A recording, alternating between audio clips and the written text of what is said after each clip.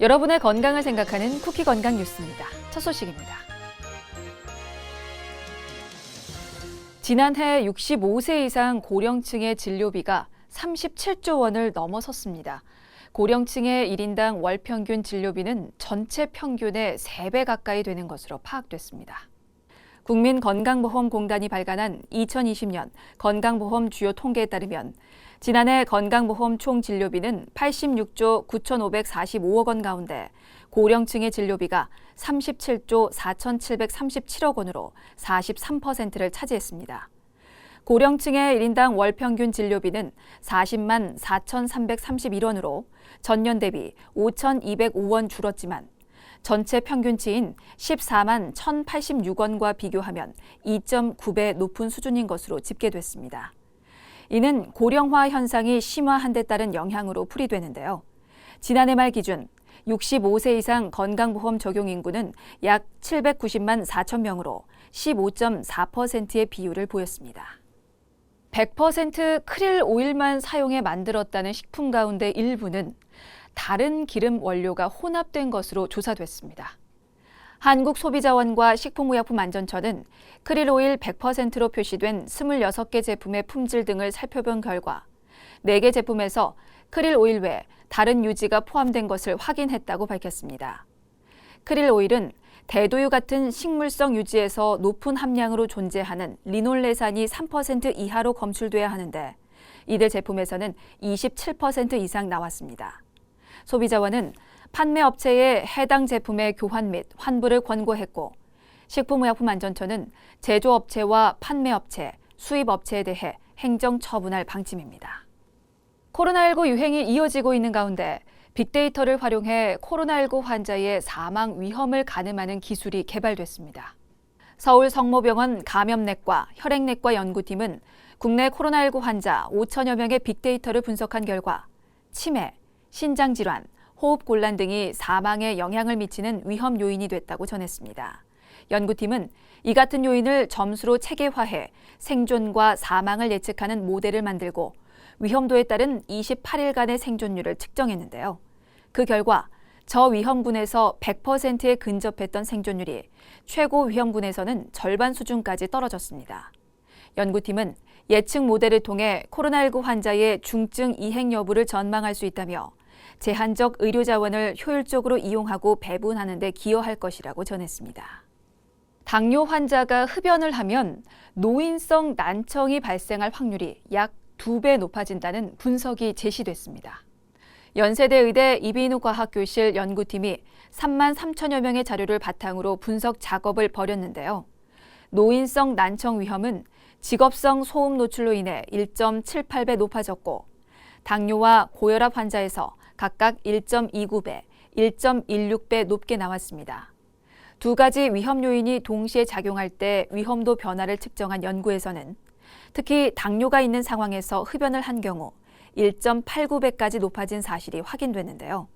단, 과거에 흡연 이력이 있더라도 현재 담배를 피우지 않는 당뇨병 환자는 노인성 난청 발생 위험이 크게 높아지지 않는 것으로 나타났습니다.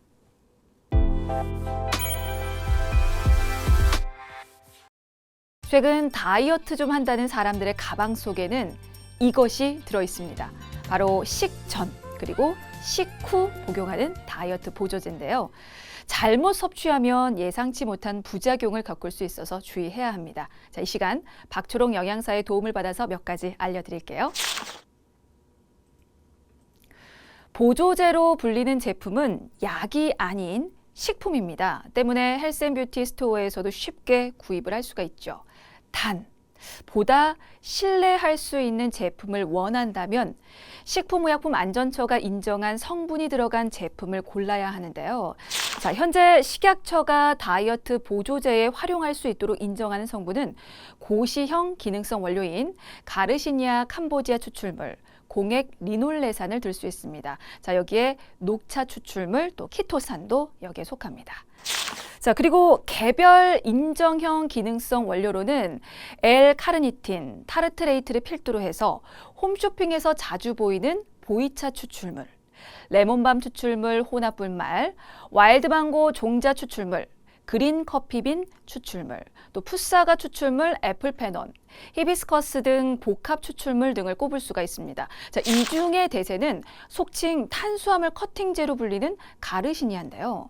탄수화물 흡수를 막아서 지방 축적을 예방하는 효과를 가지고 있습니다. 간혹 쌀밥이나 빵, 떡, 면을 좋아하는 분들이 무조건 이 가르시니아를 섭취하면 탄수화물 커팅 효과, 그러니까 탄수화물 합성을 100% 차단할 수 있을 것으로 기대를 하기도 하는데요. 자, 이것은 오해입니다. 박초롱 영양사는 가르시니아를 섭취한다고 해서 섭취한 정제 탄수화물이 사라지는 것은 아니다. 식품은 약과 같은 치료의 효과를 일으킬 수 없다라고 설명을 하는데요. 자, 그럼에도 탄수화물 커팅 효과를 극대화하기 위해 이 가르시니아 보조제를 적정 섭취량 이상 무리하게 먹는 사람도 있습니다. 이럴 경우에는 예기치 못한 부작용, 흔하게 설사를 겪을 수가 있죠.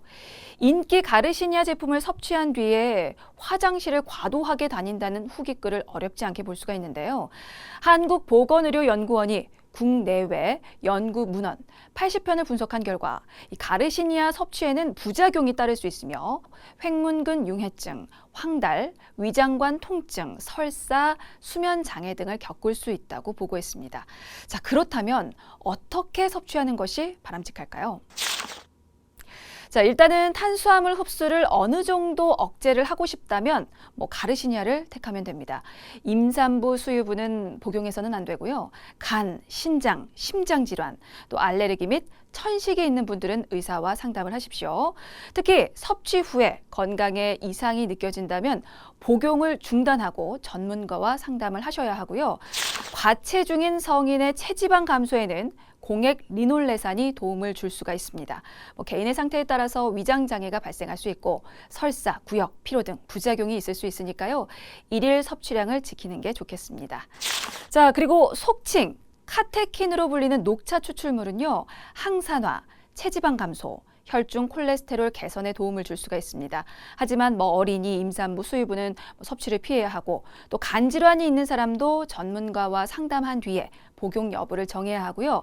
이미 섭취 중이라면 카페인을 함유한 식품 섭취에 주의를 해야 하는데요. 초조, 불면 등이 동반될 수 있으니까 식사 후에 드시기 바라겠습니다. 그리고 고지방 식품을 좋아하거나 혈중 콜레스테롤 문제로 고민을 하고 있다면 혈중 콜레스테롤 개선, 또 체지방 감소에 도움이 되는 키토산, 키토올리고당 성분이 들어간 보조제가 고려될 수가 있는데요. 혈중 콜레스테롤 개선이 목표라면 하루 섭취량을 1.2에서 4.5g, 또 체지방 감소 효과를 기대한다면 이보다는 많은 3에서 4.5g을 먹으면 됩니다. 단, 게나 새우 등 각각류 알레르기가 있는 분들은 이들을 원재료로 한 제품은 피해야겠죠. 자, 박초롱 영양사는 다이어트 보조제는 의약품이 아닌 식품으로 구분이 돼 불특정 다수에게 적용되는 만큼 드라마틱한 체중 감량 효과를 기대해서는 안 된다며 보조제는 말 그대로 보조제일 뿐 체지방 감소 기능성을 인정받은 성분이라도 이미 쌓여있는 지방을 눈에 띌 정도로 배출하지 못하는 게 현실이라고 조언했습니다.